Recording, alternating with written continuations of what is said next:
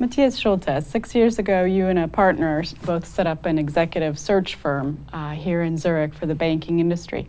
Now, a lot's happened in your industry since then. How have your searches changed?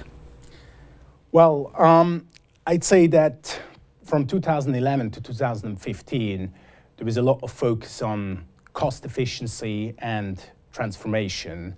What we're seeing now for the last 2 years is an increased focus on opportunities, growth opportunities, and investment opportunities for banks, which obviously has a positive impact on the projects that we are dealing with. It means there's more new initiatives, there's more initiatives of building up capabilities rather than change and transformation, which is interesting as well, but I think it sets the tone. If you're in a growth mode, if you are opening up new opportunities, this is always exciting. That's true. And we're part of it. That's true.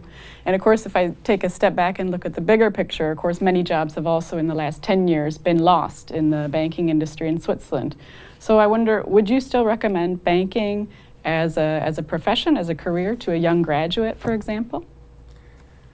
Well, obviously, banking has got more competition when it comes to attracting young and talented graduates. Having said that, I'm of the opinion that banking is probably post-financial crisis even more interesting because it's a more complex business. You have regulation, you have macroeconomic environment, which is a very challenging one. So from an intellectual point of view, I guess you want very capable leaders with very strong technical and very strong business backgrounds to deal with those problems. So while there's a bit more competition now and the reputation of banking has probably been challenged as well throughout the financial crisis, I do think that banks are continuing to attract some of the best talent from universities.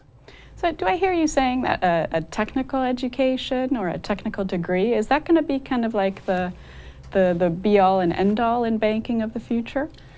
I'd say what we see on a senior leadership level is that that's often a desired combination. Having said that, if we look at what the entry hurdles are for the banking industry, we also observe that they have been raised quite significantly. So often it is now a master's degree and probably relevant internships and probably already an additional professional qualification. I think that's the new reality. Having said that, we also have to understand that this is only the start capital. It's very hard to make predictions about career progression based on educational backgrounds. And I think there will always be a fair mix of backgrounds, which adds to the diversity and a picture as well. What about later in a banker's career? What about continuing education? That's also the new reality. So lifelong learning is definitely taking place in today's world of banking. And it doesn't mean always returning to university. That can be internal training, external training of different shape and forms. And I guess it goes along with cycles becoming shorter and employees having to make sure that they can continuously expand their competencies and qualifications, also from a lateral perspective, and also helping them to be as agile as possible to deal with the challenges. So it sounds actually like an intellectually stimulating job market. Switzerland has always traditionally, especially in banking, been a healthy industry that takes on quite a lot of expat professionals as well. Do you see that window kind of closing in the last few years, or what's happened there? Well, we probably see the opposite. I think that for a lot of the searches that were engaged, it is very important also for our international and international Swiss-based clients that they can get the best possible candidate, if possible female candidate, from all the relevant target locations. So the mindset is very international and is all about finding the best people for the role. Very good. So expats really still do have very, very good chances in Switzerland in the banking industry, is what I understand you saying. I would confirm that. Okay, excellent. Now, I have to ask you as well about salaries and bonuses, which of course is what we hear a lot about, and it's always a very hot button issue in the industry. Are they going to go down any further?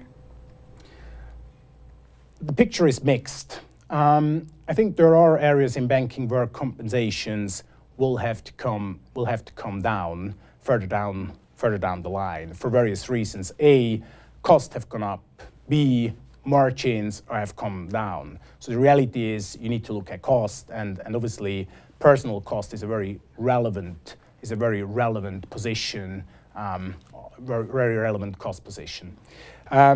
I'd say there's also a mixed picture here, whereby compensations go down in some areas. We also see that other areas can be very competitive because there's a demand for talent, there's a demand for candidates, and that's reflected in the compensations that we can see in those areas. So it's a mixed picture. I think for good corporate governance, it's obviously important that the sort of very high paid functions have a strong link to the performance of and the results of the business. I think that's very important as well from a broader perspective, and to have the relevant acceptance for those salaries. But it's an international competition, and therefore I can't see this changing. Can I ask you, what are some of those higher paid areas that you are seeing in your practice? What sort of bankers are drawing those salaries?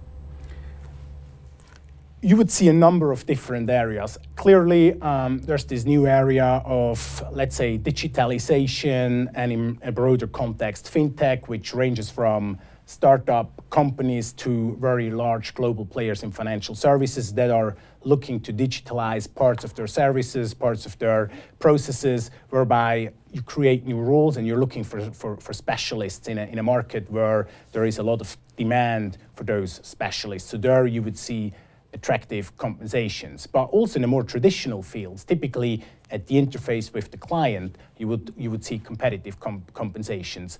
Also on a senior management and in Switzerland board level, I guess compensations are still also in an international context very attractive and haven't come down. They are more linked today to the performance of the business, but I think that's healthy. Yeah, that's very true. Very interesting. Thank you very, very much, Matthias Schulthess. Thank you.